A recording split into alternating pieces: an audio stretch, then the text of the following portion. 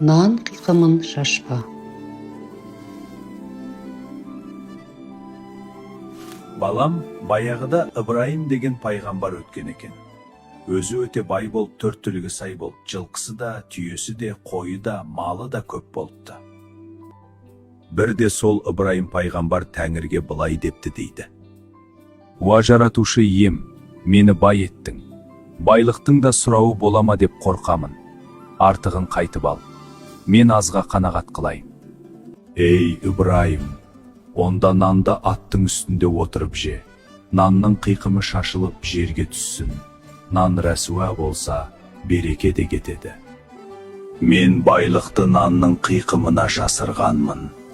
Сен нан жегенде бір түйірін де жерге түсірмедің, сондықтан да саған дәулет тез бітті. Балам, солай нан қиқымын теріп же, бай боласың деген сөз Ыбырайым пайғамбардан қалыпты. Ата, мен енді нанды шашпай жеймін, сөйтіп бай боламын.